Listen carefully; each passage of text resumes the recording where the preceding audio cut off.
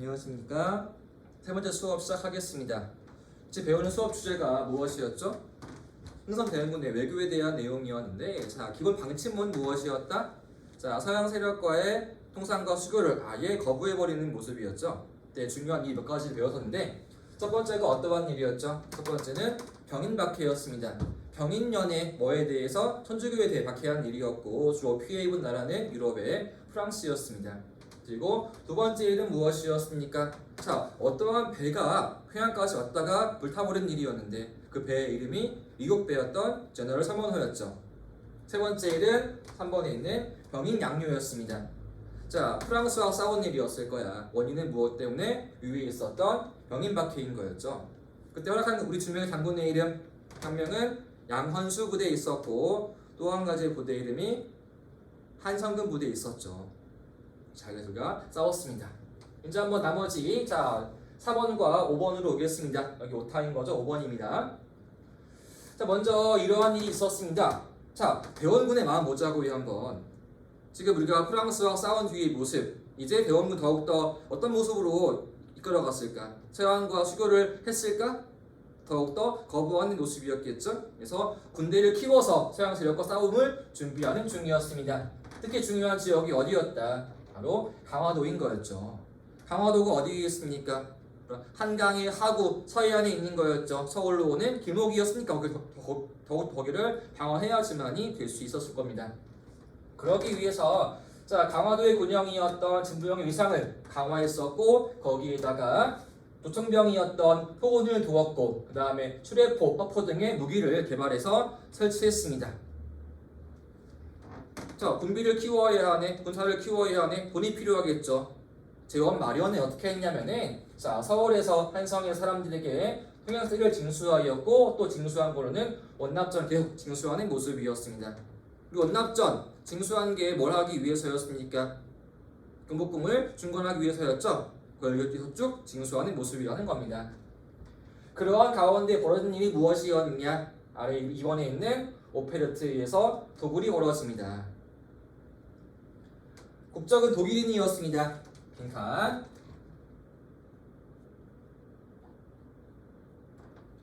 자, 독일인이었던 오페르트가 도굴이 뭐 하는 겁니까? 무언가를 파헤치는 거였죠.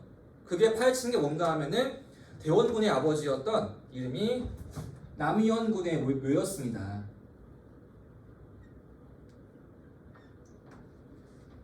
자, 독일의 오페르트가 즉 대원군 아버지의 묘를 파헤치려고 시도한 거란 말이지. 한 나라의 최고 지배자의 아버지 무덤을 파헤치는 거란 말이죠. 이거 아주 어마어마한 일이 아니겠어? 오페르트의 이런 일을 왜 시도했을까? 협상의 무기로 활용하기 위해서였습니다. 자, 나한테 너희 아버지의 시체가 있다. 어떻게? 나랑 통상할래 안 할래? 일종의 협박으로 쓰기 위한 무기라는 거였겠죠. 이게 죽인 저항에 의해서 실패해버립니다. 대원군의 마음, 충격이 어마어마했겠죠. 서양 더욱더 싫어하는 마음이 커지게 됩니다. 그래서 반감 더욱더 고조하는 모습이었습니다. 그렇죠? 자, 아래에 보면 한번 지문에 이런 게 있습니다. 자, 너희 나라와 우리나라 사이에는 원래 왕래가 없고 서로 은혜 입거나 원수도 없는 일이었다. 너희 나라, 독일과 우리 사이겠죠? 자, 이번 덕산 묘지에서 덕산의 충남에 있는 지역 이름인 덕산이었고 거기에 있는 게 바로 아버지의 무덤이었거든요. 그래서 덕산 묘지에서 오페르트가 도굴을 시도한 그러한 일은 참 사람으로서는 할 수가 없는 일이었다. 그렇죠? 기분이 너무너무나 지금 분개하고 화가 치밀어 오르는 거죠. 대원군의 마음이 이러한 마음이었습니다. 또 시간이 흘러와서 3년 뒤였던 71년으로 오겠습니다. 그때의 일은 신미양요였습니다. 앞에는 우리 병인양요였죠? 이번에는 신미양요였습니다.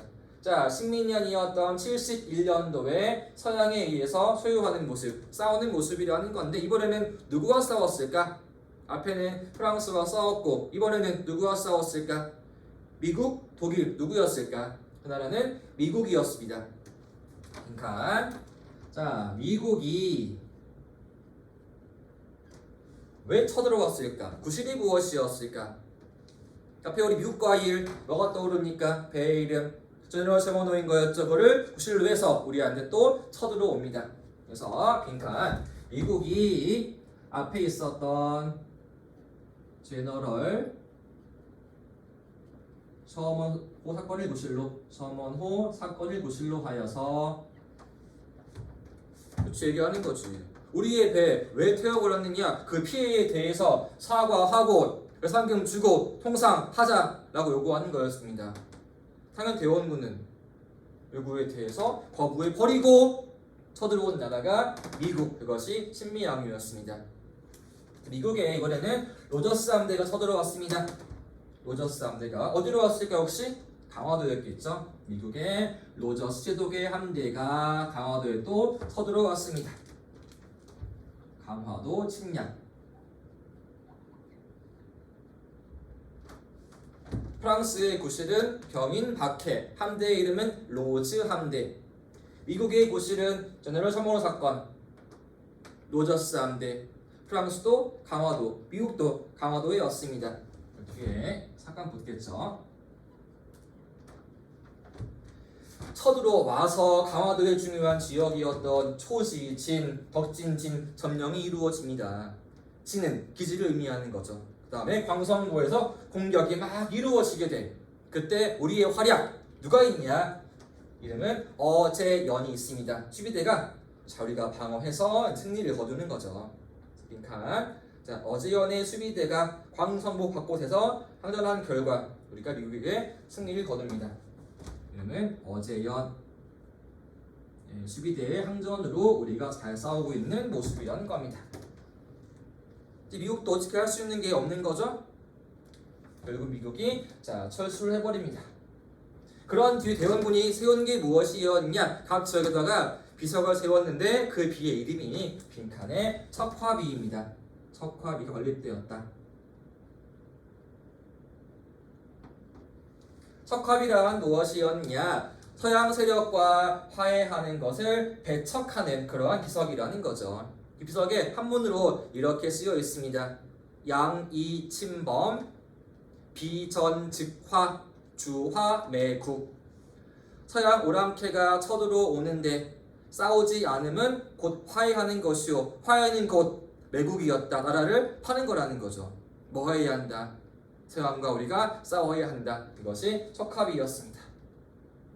각 지에 세워서 서양과 통상, 추교, 거부를 알리기 위한 것이었다. 한 아래에 있는 그림 보겠습니다. 자, 이렇게 되어 있는데요. 신미양요의 중요한 지역들 보겠습니다. 나왔던 곳 여기 보이죠? 초지진, 미국에 의해서 점령, 덕진진, 점령, 그리고 치고 올라온 곳이 여기 있는 광성고였고 여기에서 저항한 사람이 어제연이었습니다. 여기 있죠? 갑부진. 하나 여기에 깃발이 하나 보이네요. 자, 어제연 장군의 숫짝이라고 써 있는데 이게 한자로 자 장수 의미하는 수라는 겁니다. 미국에 이렇게 다 우리한테 돌아왔거든요. 한번 책에 있는 그림인데 한 번 더 보겠습니다. 책에 이런 말이 쓰여 있을 겁니다. 알겠죠? 자, 어제연 장군의 숫짝이 수라고 쓰인 깃발이었는데 자 신미양요 시기 미국에게 빼앗겼다가 돌아온 게 2007년에 우리한 대형식으로 국내로 돌아왔던 그러한 깃발 되겠습니다. 지문에 이 깃발 나와 있네요. 이게 관계 있는 게 어떠한 일이었다? 미국과 싸웠던 신미양요라는 거였죠. 여기까지가 대원군 시기에 대한 중요한 내용이었습니다. 그래서 국내에서는 뭐 했다? 국내에서는 왕권 강화와 민생의 안정, 그리고 국외에서는 뭐 했다?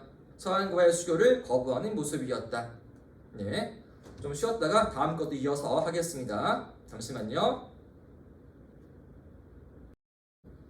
네, 이어서 하겠습니다. 다음 배울 내용은 조선의 개항에 대해서 알아보겠습니다. 봅시다 한번. 동아시아의 개항 제일 먼저 한 나라가 청나라였습니다. 청나라의 개항 참고로 1842에 이루어지게 돼요.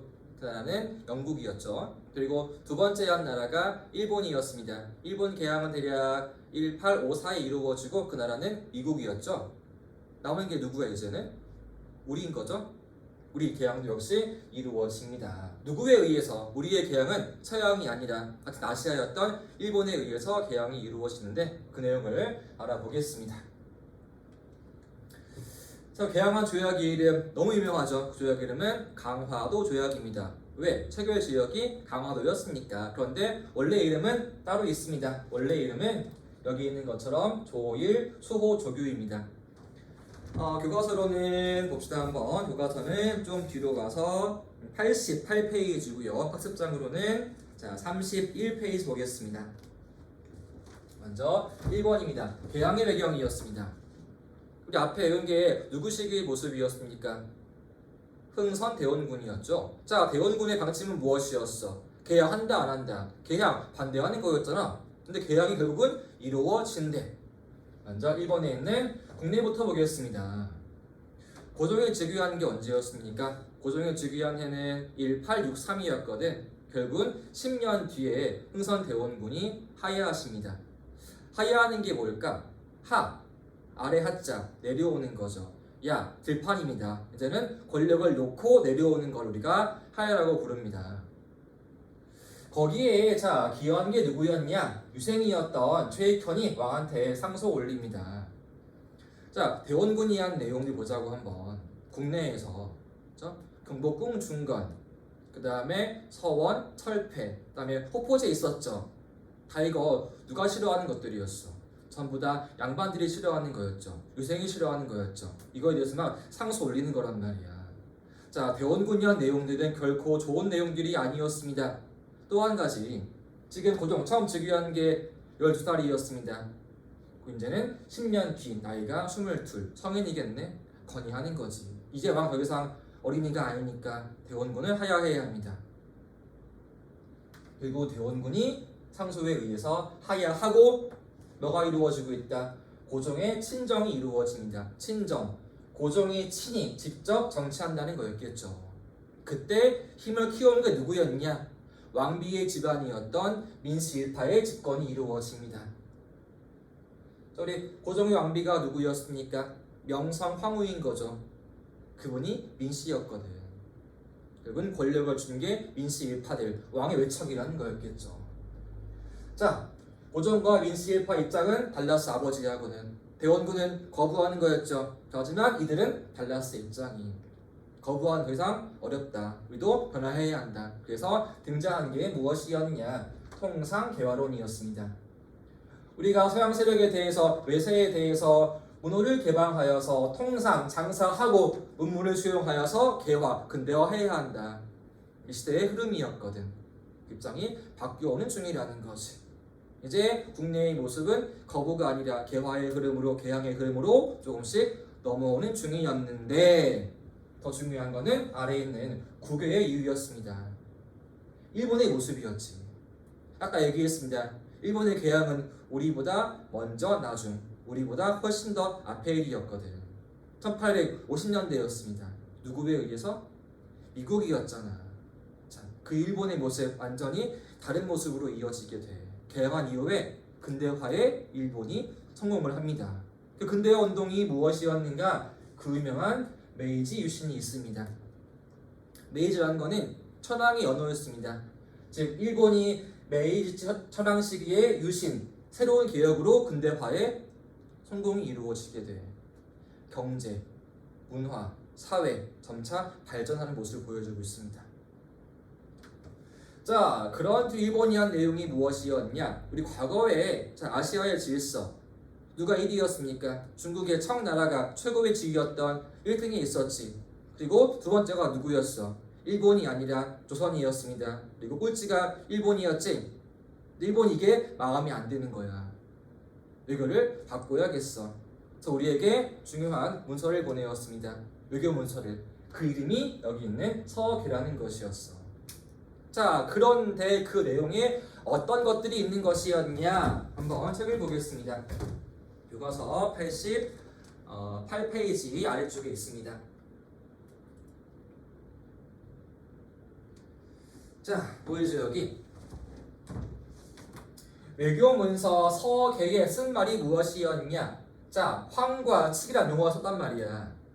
황이라는 게 뭡니까? 황제를 의미하는 거죠. 이제 우리의 일본의 왕은 단순히 왕이 아니라 청과 대등한 황제란 말이야.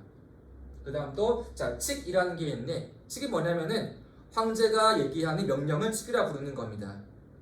결국은 다 뭐야? 이제는 일본 왕을 황제로 높이는 거죠. 자, 조선, 일본이 황제로 올라오는데 그 모습이야. 즉 기존의 모습을 부정한다는 거였겠죠. 이제 일본이 우리보다 위임을 스스로 자부하는 거야. 당연히 우리 이 문서를 거부해 수용해. 당연히 거부할 수밖에 없는 거였죠. 왜? 기존에 있던 교린 관계를 무시하는 거였으니까. 우리 외교의 원칙은 뭐였습니까? 큰 나라에 대해서는 섬기는 것, 사배였고 주변 지역과는 사귀는 것, 교린이었잖아. 그거를 거부한 글이 일본으로부터 온 거야. 우리 이 문서 수용할 수 없지. 일본으로 돌려보내었습니다. 다시 학습장으로 오겠습니다. 자, 1번입니다. 당연히 기분 좋을까 안 좋을까? 안 좋겠지. 왜? 문서를 거부해버렸으니까. 내부에서 등장한 게 무엇이었냐? 그럼 우리 외교로 안 되면은 싸워야지. 점령해야지. 이것이 앞에 있는 정한론이 제기되었습니다. 정한론. 한반도를, 조선을 무력으로 점령하자라는 게 나왔다는 거였죠. 올해는 못 이어서 금방 사라지게 됩니다. 자, 이제 일본은 우리를 개항시켜야 돼. 남은 길은 무엇이었을까? 평화로운 외교, 문서의 길이었을까? 얘는 무력이라는 거죠. 일본의 포함 외교가 시작됩니다. 대포가 있는 함대, 배에 의해서 무력 시위하는 모습이라는 거죠.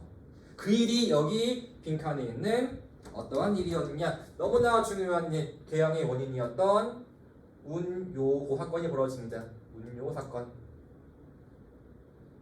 그때가 1875년도의 일이었습니다. 운요 사건. 운요는 일본의 배의 이름이었습니다. 일본의 군함, 싸우는 배였거든요. 자, 책에 있는 그림 볼게요. 책에 있는 그림에 배가 나와 있습니다. 이쪽으로 올라오면은 옆에 있는 이 배가 일본의 군함이었던 운요라는 거였죠. 자, 운요 우리 해안가로 다가오는 거란 말이야. 서해안 강화도로 배가 올라가고 있어. 아무런 예고 없이. 형이 우리는 뭐 해야 할까? 이상한 배가 다가오고 있어. 그를 막아야겠지. 그들한테 포를 쏘게 돼. 위협하기 위해서. 자, 그러자 운요가 한 일이 무엇이었냐? 갑자기 강화도가 우리를 치는 거란 말이야. 우리의 기지를 점령해 버리고 근처의 섬으로 와서 섬에 올라와서 무자비하게 누락질이 이루어집니다. 그 섬의 이름이 영종도였지. 이 지금 뭐 있는 곳이 인천 공항 있는 곳이었겠죠. 이게 바로 운요라는 거였습니다. 운요 사건. 자, 일본의 군함 운요가 강화도로 서들어와서 우리 기지를 공격하고 사람들을 죽이고 누락질한 일이었습니다. 이러한 일, 자, 잘못이 누구한테 있는 거야? 방어한 우리였을까? 당연히 일본이겠지. 일본은 오히려 적발하장이었습니다. 그들이 요구한 내용이 무엇이었냐? 오히려 자기들이 입었다면서 우리에게 피해에 대한 배상과 그리고 개항을 요구하는 거지. 이게 일본의 포함외교였습니다. 요거도 말로 안 해. 자, 포함 끌고 가서 포위한 가운데 요구하는 거란 말이야. 나의 요구를 들어줄 거니? 나랑 싸울 거니? 하나 고르라는 거였지. 이게 일본의 포함외교입니다. 그러한 결과 바로 우리 개항이 이루어지고 체결한 조약이 너무너무 중요한 강화도 조약이라는 겁니다. 체결이 언제? 1년 뒤였던 1876년 드디어 우리의 문호가 외세에 개방되는 개항이라는 게 이루어집니다. 정식 이름은 조일 수호조교입니다. 조선과 일본이 서로를 지켜주기 위한 일종의 조규, 조약과 약속이 이루어지고 있다. 예, 너무너무 중요하겠죠. 잘 봐줘야 합니다. 여기는 발표하겠습니다. 강화도 조약에 대한 내용 보겠습니다. 크게 중요한 내용이 이렇게 4가지가 있습니다. 제 1조, 4조, 7조, 10조 꼭 기억해야 할 내용들입니다. 먼저 1조는 무엇인가 보겠습니다. 조선은 자주국이며 일본 국가 평등한 권리를 가진다. 오, 좋은 말이네. 조선은 자주이며 일본과 평등하다. 여기에는 숨은 뜻이 있습니다. 일본에 의도가 있단 말이지. 자, 봅시다 한번. 동아시아에 중국에는 청나라가 있고요. 한반도에는 조선이 있었고 건너에는 일본이 있습니다. 자, 청거리가 어떠한 사이였습니까? 병자호란 이후에 서로 우리가 사대한 사이인 거였죠? 청나라에 대해서 사대하는 사이였습니다. 그쵸? 우리는 사대, 우리 힘을 행사하는 모습이었고 지금 일본은 뭐 하려고 그래? 대륙 서두로 와야겠죠? 근대화 이후에 남은 길은 뭐야? 대륙을 지배해야 할 거니 우리를 지배하기 위해서 서두로 와야 하는데 지금 문제는 무엇이었냐? 뒤에 있는 청이 문제가 되겠습니다. 자, 일본이 우리를 지배하러 온다. 청 가만히 있을까? 당연히 그를 막기 위해 오겠죠. 일본이 이렇게 이야기합니다. 조선아, 너희는 자주국이야. 청에 대해서 사대하지 마. 너희 이제 혼자 할 수 있어. 혼자 할 수 있어. 그러니까 이제 우리는 평등한 사이니까 1대1 싸워보자 라는 거였겠지. 당연히 누구한테 유리한 싸움이겠어? 당연히 일본에 유리한 싸움이란 말이야. 아직 우리는 개양 전입니다. 다 과거의 모습이었지. 일본은 근대화 행공이란 말이야. 새로운 무기가 있고 정치가 있고 제도가 있습니다. 싸움이 쉽지 않았겠지? 이 일본의 의도인 거란 말이야. 말은 좋은 말이었지만 의도 상당히 불순한 의도인 것이었다. 써있죠 여기. 자, 청과 우리의 종부속적 관계를 부인하기 위한 것이었다. 청 힘 행사하지 마. 청한테 의지하지 마. 그것을 부정하기 위한 것이었다. 청과 우리를 갈라버리기 위한 거라는 거죠. 그래서 빈칸에 써야 할 말은 무엇인가 하면 쉽게 얘기해서 청의 간섭을 배제하기 위함이었습니다. 청의 간섭을 배제하기 위함이었다. 이렇게. 이게 제 1조의 모습이란 말이지. 말은 파헤쳐 봐야 돼. 거기에 의도가 있는 거였으니까. 다음 제 4조입니다. 보겠습니다. 자, 조선은 부산 이외에 두 곳을 개항해야 한다. 자유롭게 여기에 왕래하면서 장사하게 해야 한다. 총 개항 요구한 지역이 세 곳이라는 거죠. 부산과 그 외에 두 곳이었으니까 다 원인이 있습니다. 그들이 요구한 지역이 어디였냐? 먼저 부산. 왜 요구했을까? 가장 가까운 지역이었으니까, 장사하기에 유리한 지역이었으니까 요구하는 것이었고요. 그 다음 요구한 지역이 어디인가? 두 번째 요구한 지역은 동해안 쪽, 즉 북한 지역에 있는 원산이 있습니다. 두 번째 요구한 도시는 원산 개항. 개항 조금 뒤에 이루어져. 개항한 시기는 80년이었는데 여기 요구한 목적이 무엇이었는가? 러시아를 견제하기 위함이었습니다. 러시아 어디에 있어? 우리보다 훨씬 더 위에 있지. 러시아가 남하하는 것을 원산에서 경계하고 감시하기 위함이었다. 여기는 원산이었고요. 그리고 세 번째가 어디였을까? 개항 제일 뒤에 있습니다. 그 지역은 인천입니다. 개항이 언제 이루어지고 있대? 83년도에 이루어졌습니다. 인천. 왜 중요한 지역일까? 일본에게는 인천이 어디야? 서울에 코앞에 있는 곳, 서울의 관문이었죠. 정보 얻기에는 최고의 지역이었단 말이야. 한반도에서 어떠한 일이 벌어지고 있는가 딱 알아내기에 가장 좋은 지역이야. 또 여기는 항구인 거였죠. 배가 들어오기 좋은 지역. 코앞에가 서울이야. 정보의 수집, 정세의 파악. 여기는 정치적 이유라는 것이었죠. 총 개항은 세 군데 이루어집니다. 첫 번째 어디부터? 첫 번째는 부산 개항, 주로 무역하기 위한 경제의 이유. 그리고 두 번째가 어디? 동해안 지역에 있는 원산, 뭐하기 위해서? 러시아 견제하기 위해서. 세 번째 어디? 서울의 앞에 있는 정치 이유의 인천이라는 거였습니다. 자, 우리 입장에서 인천, 개항 하고 싶어였을까? 당연히 싫어했겠죠? 왜? 우리한테도 위험한 지역이었으니까. 내 코앞에 일본이 와 있대. 이거 좋을 리 없잖아. 개항이 제일 나중에 이루어지는 곳이 인천이었습니다. 그렇죠? 그런 게 있었습니다. 그 다음 제 7조항으로 오겠습니다.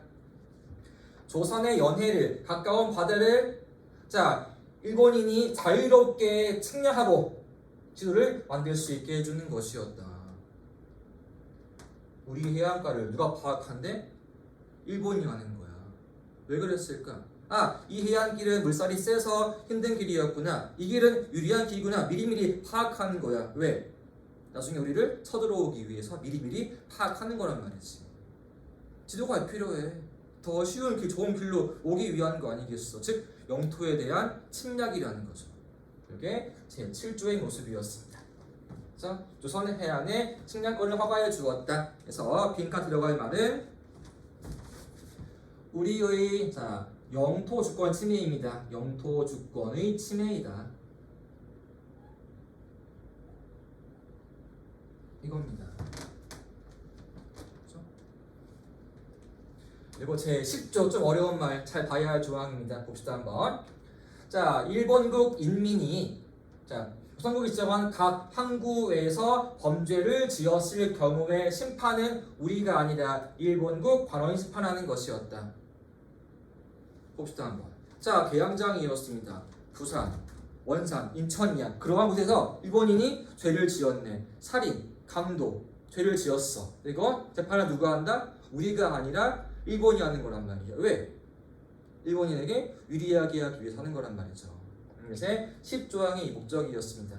우리는 뭐라 부르느냐? 이런 말이 있습니다. 영사재판권이다 라고 부릅니다. 영사재판권 또는 치외법권이라 부릅니다. 재판권, 치외법권을 인정하였다. 이거 되게 중요한 말입니다. 잘 보셔야 돼요. 제10조항에 대한 내용이었습니다. 영사재판권의 인정 또는 치외법권의 인정. 조선의 영토에서 일본인이 죄를 지었을 경우에 그 심판을 우리가 하는 것이 아니라 일본의 영사 관리가 와서 재판하였다. 일본에게 유리하게 하기 위해서. 일명 이거죠. 조선의 통치, 법치의 밖에 있는 것이었다. 왜? 재판을 우리가 아니라 일본이 하는 거니까. 그 이름이 치외법권이었습니다. 통치의 밖에 있는 법적 권리를 주었다 라는 말입니다. 보자 한번. 이러한 조항 내용들 다 누구한테 유리한 내용들이야? 조선이야? 당연히 일본에게 유리한 내용들이겠죠. 자, 아래에 2번으로 오겠습니다. 이게 어떠한 조약이었느냐? 빈칸. 먼저 의의입니다. 보겠습니다. 지운 다음에 자, 강화도 조약은 조선이 외국과 체결한 최초의 근대적 조약이었다. 체크하겠습니다. 서양이 아니야. 일본이니까 조선이 외국과 체결한 최초의 근대적 조약이었지만 결국 다 뭐라고? 일본에게 유리한 불평등 조약이었습니다. 자, 이렇게 조약이 이루어지고 있습니다. 우리 관리들은 다 보였을까? 다 우리한테 불리한 거를 분명히 알았을 거 아니겠어. 근데 조약을 맺었어. 왜 그랬을까? 불리함을 잘 몰랐거든. 우리한테는 최초의 조약이란 말이야. 그냥 그런가 보다 그럴 수 있겠지라고 우리는 편하게 이해한 건데 일본은 그게 아니라는 거였죠. 우리의 계약 이렇게 이루어집니다. 이제 우리의 문화가 활짝 외세에 열리게 돼. 이제 근대화 물결 우리한테 들어오겠죠. 과연 그 이후의 모습이 우리 역사가 아주 평탄한 모습이었을까? 아니, 아주 험난한 모습이었죠. 이모군란, 갑신정변, 동학농민 운동, 가부 개혁, 의병 운동, 그죠? 결국은 식민 지배의 시작. 그 시작 시점이 바로 이때부터 이루어지는 거죠. 끝이 아니었어요. 이게 또 따라오는 조약들이 있습니다. 따라오는 부속 조약이 있습니다. 두 가지. 첫 번째 이름은 조일수조교 부록입니다. 조일수조교가 뭘 의미해서 앞에 있던 강화도 조약이었죠. 여기에 따라오는 부록이라는 거죠. 여기에서는 규정한 내용 크게 두 가지가 있습니다. 첫 번째는 무엇인가? 빈칸입니다. 일본인의 거류지가 지정되었습니다. 거류지 설정.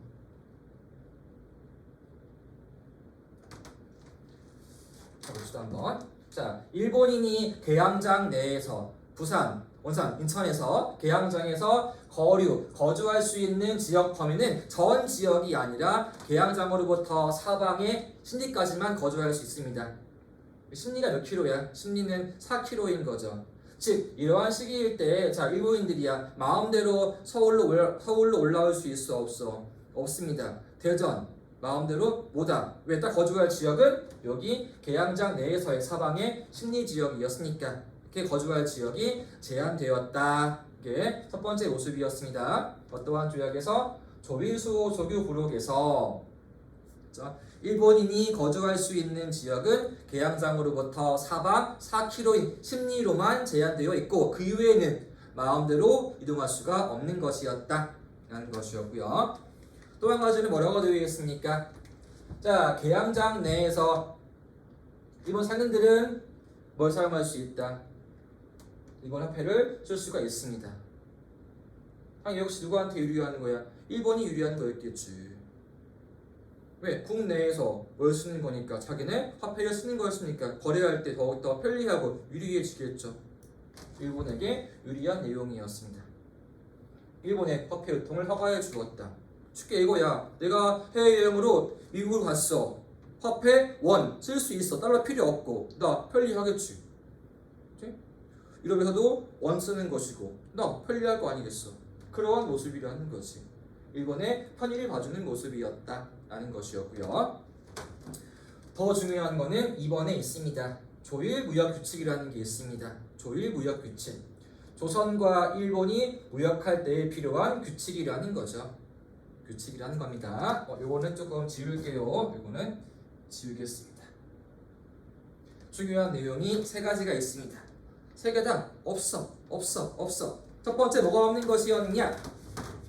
보겠습니다. 첫 번째 항목. 일본으로부터 물건을 자, 수출과 수입할 때에는 수입 시에는 일본의 수출입 상품에 대해서는 무관세 원칙을 부여했습니다. 상품에 자, 무관세 원칙이 있었다. 첫 번째 항목이었습니다. 우리 관세가 뭐였죠? 관세라는 거는 일종의 세금이란 말이야. 물건을 수입해 올 때 거기에 세금 붙죠. 그거를 면제해 준다는 거였죠. 자, 우리 술 가운데에서 양주 가격이 비싸지. 왜 비싸는 거야? 거기에 관세, 세금 붙는 거였으니까. 그리고 공항에 이런 곳이 있어요. 면세점. 여기 가격이 어때? 시중보다 조금 더 싸. 왜? 관세를 면제해 주는 거니까. 그게 여기 있는 무관세라는 겁니다. 즉, 일본의 물건이 국내에 들어올 때 거기에 관세가 붙는다, 안 붙는다? 관세가 안 붙는다. 즉, 가격 일본께 싸다는 거죠. 자, 우리의 물건이 있습니다. 그 다음에 일본의 물건이 있습니다. 한번 비교해 보자고요. 일본은 이미 근대화한 다음이었습니다. 물건 다 공장에서 이루어지게 돼. 생산이 대량으로 이루어집니다. 품질이 균일해. 또 값이 비교적 싸. 대량이니까. 하지만 우리의 물건들 공장 아직 없죠. 다 개인이 손으로 만들어야 합니다. 품질이 균일하지가 못해. 좋은 것도 있고 안 좋은 것도 있어. 또 양이 많지가 않지. 좀 더 비싸게 돼.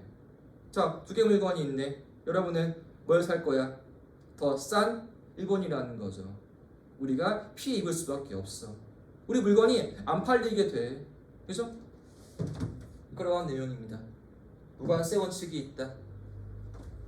다음에 두 번째 또 이런 게 있습니다. 자, 양곡의 복식의 양곡의 무제한 제한이 없이 무제한 유출도 허용되었습니다. 무제한 유출이 허용되었다. 자, 일본의 조선으로부터 그 쌀을 제한이 없이 무제한적으로 사갈 수 있는 것이었다. 우리 쌀 일본으로 팔려버리게 됩니다. 자, 국내의 문제는 뭐가 될까? 국내에 쌀이 많이 안 남아있겠지? 다 팔려버려가지고. 자, 쌀이 얼마 없다. 가격이 올라가 버리겠죠. 물가가 올라가 버리게 돼. 누가 피해봐? 우리 서민들이겠지. 왜? 쌀 사는 게 어려워지니까. 이겁니다. 또 한 가지는 이런 게 있어요. 또 한 가지는 무항세의 원칙이 있다. 무항세. 일본의 배는 한국 들어올 때 세금도 안 내는 거란 말이야. 다 없는 거죠. 일본의 물건에는 관세가 없고 옥시계 유출에는 제한이 없고 한국 세금도 안 내는 것이고 다 역시 누구한테 유리하다? 일본에게 유리한 내용이었습니다. 항화도 조약도 일본에게 유리한 내용, 조율수 조규도 일본에게 유리한 내용, 무역도 일본에게 유리한 내용. 우리 근대의 시작이 이렇게 시작됩니다. 다음 페이지 위에 조항 내용 나와 있죠? 보고 마치겠습니다. 조항 내용들이 위에 쭉 나와 있을 겁니다. 첫 번째, 조율수 조규 부록이 있습니다. 여기 보이죠? 자, 부산 계양장 항구에서 일본 사람이 통행할 수 있는 도로의 거리는 부두로부터 동서남북 사방 16도 정하는 것이다. 알겠죠? 일본은 본인의 화폐로 물건들을 거래할 수 있는 것이었다. 두 번째는 무역규칙. 일본인은 무제한으로 쌀과 잡곡을 수출, 수입할 수 있다. 그다음 또 일본의 배는 항세를, 항구 세금을 납부하지 않는다. 없다. 무제한의 유출, 무항세라는 거였죠.